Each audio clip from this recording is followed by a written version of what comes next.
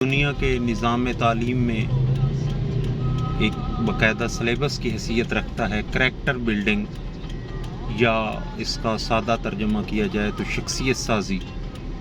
تعلیم کا سب سے بیسک فوکس جو ہوتا ہے وہ شخصیت سازی ہوتا ہے، وہ کریکٹر بلڈنگ ہوتا ہے۔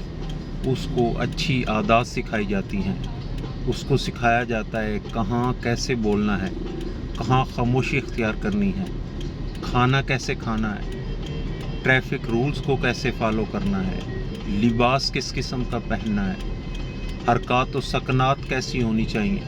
تو یہ ایک باقاعدہ ٹاپکس ہے جس کو ایٹیکیٹس بھی کہا جاتا ہے۔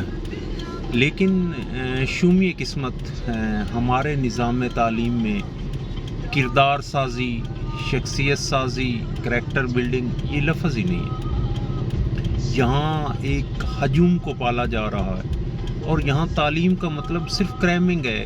چند معلومات کو رٹا لگایا جاتا ہے اور اس کو رٹ کر اور کاپی اور پیسٹ اور یہ ساری چیزیں جو ہیں وہ ہمارے نظام تعلیم کا حصہ ہے۔ یہی وجہ ہے کہ ہمارے بیوروکریٹس، میں اکثر کہا کرتا ہوں کہ ان کو اسلامیات کی وہ انفارمیشن ہوتی ہے جو عام بڑے کسی مذہبی مدرسے کے عالم کے پاس بھی نہیں ہوتی۔ اسے رسالت مآب صلی اللہ علیہ وسلم کے مکی دور، مدنی دور کے ایک لمحے کی اس نے MCQ تیار کی ہوتی ہے۔ اسی طرح قرآن حکیم کی کس آیت کا کون سا حکم کس آیت میں نازل ہوا، قرآنی احکام کیا ہیں وغیرہ وغیرہ، کس صورت میں ہیں وغیرہ، اتنی انفارمیشن یو کانٹ امیجن۔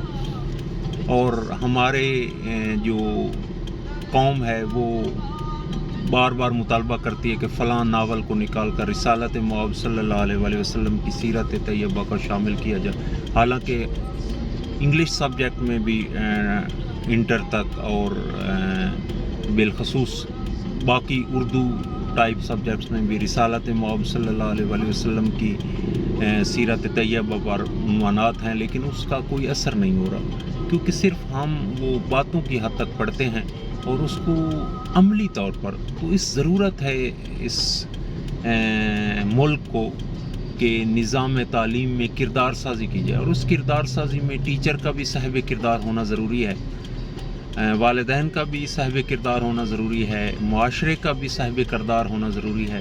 تو جب یہ سارے پلرز اور سٹیک ہولڈرز مل کر کام کریں گے تو پھر ایک ایسا کردار پیدا ہوگا، جو ہم جاپان کی مثالیں دیتے ہیں تو وہ اس قسم کے کردار تب پیدا ہوتے ہیں۔ اور کوشش کریں کہ کردار سازی کو نظام تعلیم میں شامل کیا جائے اور کردار سازی پر اسپیشلی فوکس کیا جائے۔